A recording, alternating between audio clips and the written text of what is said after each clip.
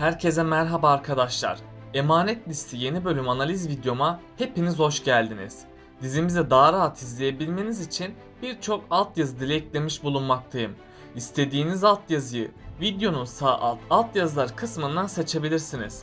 Bu dizinin hep devam etmesini istiyorsanız, Seher ve Yaman'ın bir bebeklerinin olmasını istiyorsanız beğeni tuşuna basalım ve sayımızı görelim. Seher ile Yaman'ın bebeği olacak mı? Sahte dosyalar ortaya çıkacak mı? Ali ve Kiraz evlenecek mi? Yaman ve Seher'i ayırabilecekler mi? Yaman ve Seher boşanacak mı? Yaman, Ali'yi kardeşi olarak kabullenecek mi? İşte bütün sorularınızı yanıtlayacağım arkadaşlar. Hemen Emanet Listi'nin yeni bölümüne geçelim. Emanet Listi'nin yeni bölümünde Seher ve Yaman için artık çok güzel günler başlıyor. Çünkü çiftimizin evlenmesiyle her şey değişecek. Bunun sonucunda da Yaman ve Seher gittikçe yakınlaşacak. Yaman'ın önceki amacı Yusuf için Seher ile evlenmekti. Ama Yaman'ın hesaba katmadığı bir şey vardı. O da Seher'e aşık olmasıydı. Yaman, Seher'e aşık olunca tümden her şey onun için değişti. Yaman bu sayede geçmişin buhar yükünden de kurtuldu. Hatta Arif Baba ve Yaman konuşurken Arif Baba ona müjdeyi vermişti.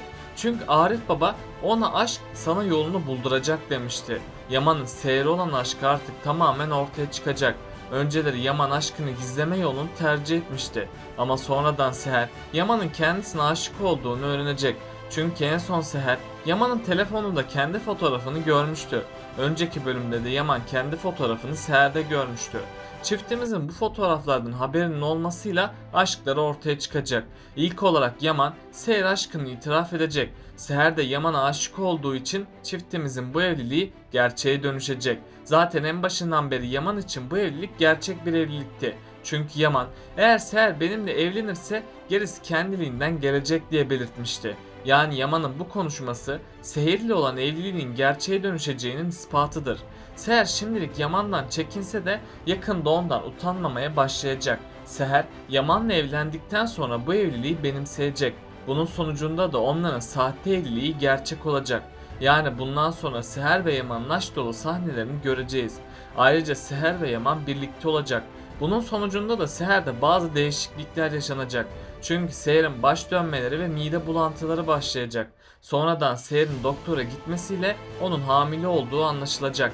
Seher bu müjdeli haberi duyunca çok sevinecek ve hemen Yaman'a bu haberi vermek isteyecek. Tabi Yaman da bebeğinin olacağını duyunca dünyalar onun olacak. Bundan sonra Yaman asla Seher'i ve bebeğini yalnız bırakmayacak. Yaman'ın baba olma sevinci yaşamasıyla Yaman tüm sorunlarını unutacak. Tabi bu vakte kadar onların çok dikkatli olması gerekecek. Çünkü hatırlarsanız İkbal yine kötü planlar yapmaya başlamıştı. Seher'in konaktan gitmesi için sahte deliller hazırlamıştı. Yakında sahte dosyalar İkbal ve Zuhal'in eline geçecek. İkbal ve Zuhal, Yaman ve Seher'in birlikte uyumadıklarını öğrenecek. Bunun üzerine İkbal hemen devreye girecek. Ayrıca İkbal, Yaman'ın gözünde kötü birisi olmamak için Zuhal'i kullanacak. Bunun üzerine İkbal tüm topladığı sahte delilleri Zuhal'e verecek. Zuhal de sahte delilleri aldığı gibi Yaman'ın yanına gidecek. Zuhal yine Yaman'a Seher'in kötü birisi olduğunu söyleyecek. Ve Zuhal, Yaman'a Seher'le ayrılmasını söyleyecek. Yaman da Zuhal'e kızıp onu oradan kovacak.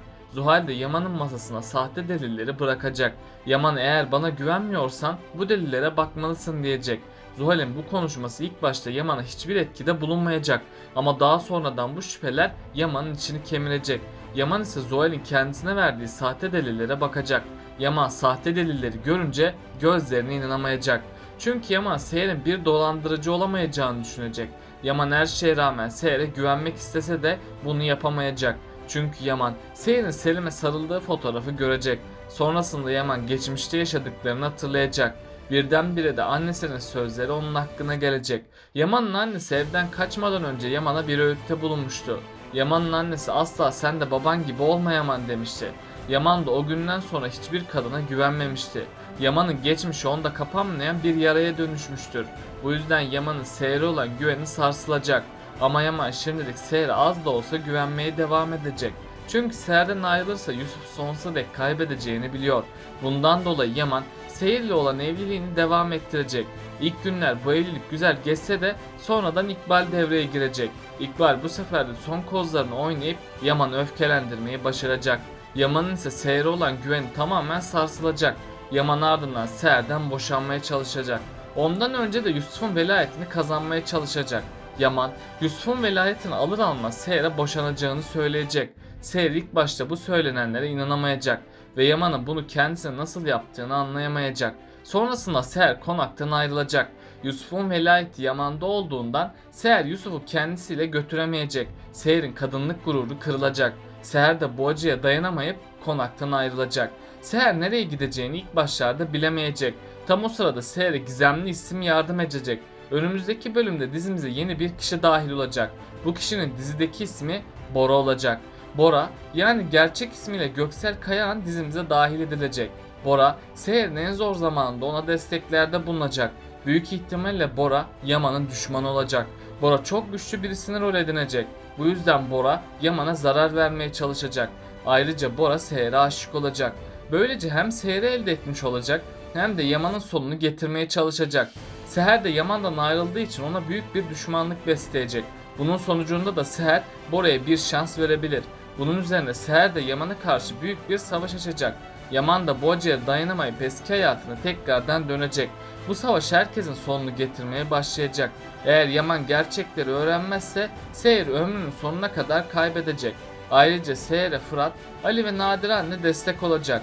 Seher bunun üzerine Yusuf'un velayetini almak için yine istekte bulunacak. Sosyal hizmetler de Yaman'ın kötü yüzünü görecek. Bunun üzerine sosyal hizmetler yeniden kararlarını değiştirecek. Yani Yusuf'un velayeti de büyük bir tehlikede olacak. Ama Seher Ali'nin sayesinde Yusuf'un velayetini yeniden almaya çalışacak. Sosyal hizmetlerde Ali sayesinde Yusuf'u Seher'e verecek.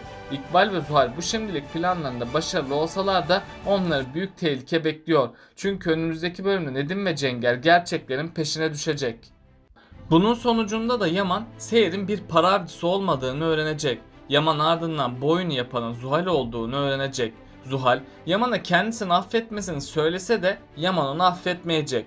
Bu yüzden Zuhal ise kötü bir son bekliyor. Çünkü Zuhal artık akli dengesini kaybetti ve ne yaptığını bilmiyor. Aslında Zuhal'i bu hale getiren İkbal oldu. Çünkü İkbal, Zuhal'e en başından beri Yaman'ı elde etmesini söyledi. Zuhal'in bu aşkı da takıntılı bir aşka dönüştü. Tabi bu imkansız aşk onun sonu olacak ve Zuhal tedavi için hastaneye yatmak zorunda kalacak. Çünkü Zuhal'in takıntısı onun sonunu getirecek. Yakında Zuhal'in Seher'e tüm yaptıkları ortaya çıkacak. Yaman ise bunu öğrenince hayatının şokunu yaşayacak ve Seher'in yanında duramadığı için büyük bir pişmanlık yaşayacak. Ama Yaman Zuhal'e hak ettiği dersi verecek ve onu hayatından sonsuza dek çıkaracak. Ama İkbal konakta kalmaya devam edecek. Çünkü Yaman İkbal'in gerçek yüzünü şimdilik görmeyecek. İkbal kötü oyunlarında Zuhal'i kullandığı için ilk Zuhal konaktan gidecek. Bundan sonra İkbal'in sonu da gelecek. Çünkü Zuhal'in gerçek yüzü ortaya çıkınca İkbal'in de suyu ısınacak. İkbal her şeyden habersiz olduğunu söylese de Yaman ona inanmayacak. Ama Seher İkbal'e bir şans verebilir. Seher'in bu büyük hatası da onun sonunu getirecek. Çünkü İkbal onu öldürene kadar asla pes etmeyecek. Tabi Yaman, Seher'in yeniden konağa dönmesi için büyük uğraşlar verecek. Seher'in kadınlık gururu ayaklar altına alındığı için Yaman'ı affetmeyecek. Hatta Bora Seher'e destek olup Yaman'a dönmesine engel olacak. Ama Bora planlarında başarısız kalacak. Aslında Seher ve Yaman'ın ayrılığı onlar için çok iyi oldu. Aksine bu ayrılık onların aşkını daha da büyütecek. Seher önümüzdeki bölümlerde bu ayrılığa dayanamayacak. Seher Yusuf'u da göz önünde bulundurarak Yaman'ı affedecek. Yusuf da bu mutlu habere çok sevinecek. Böylece Yusuf huzurlu bir aile ortamında yetişmeye başlayacak. Peki sizce Yaman Zuhal'e mi güvenecek yoksa Seher'e mi? Aşağıda yorumlarınızı bekliyor olacağım. Bakalım siz bu konuda ne düşünüyorsunuz?